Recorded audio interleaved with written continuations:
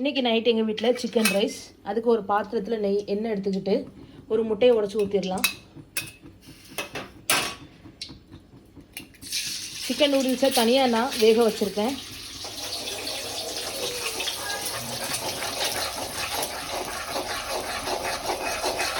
கொஞ்சம் தாராளமாக எண்ணெய் சேர்த்துக்கோங்க.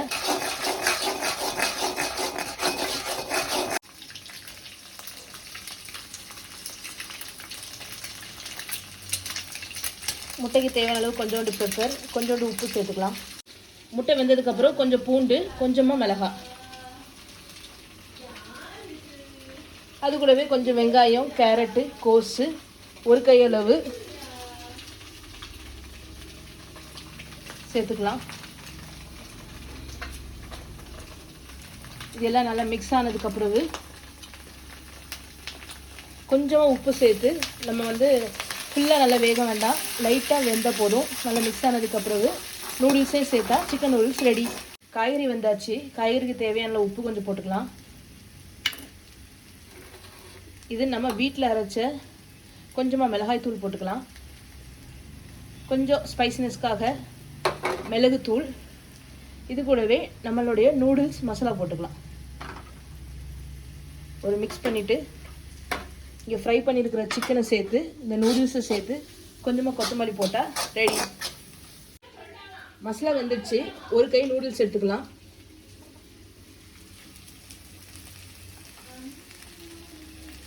அந்த மசாலா கூட நூடுல்ஸ் ஒரு மிக்ஸ் பண்ணிவிட்டு சிக்கனையும் சேர்த்துக்கலாம்.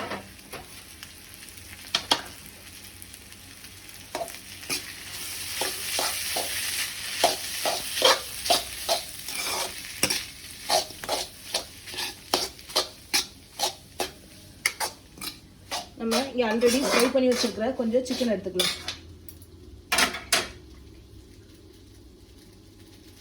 ஸோ அது மேலே கொஞ்சமாக போட்டு, இது கூடவே அது மேலே கொஞ்சமாக மல்லித்தலையை போட்டு அப்படியே ஒரு கிண்டி கேஸ் ஆஃப் பண்ணிட்டா சூப்பரான chicken noodles ready. Chicken noodles ready ஆகிட்டு ஒரு பிளேட்டில் வச்சு சர்வ் பண்ணிடலாம்.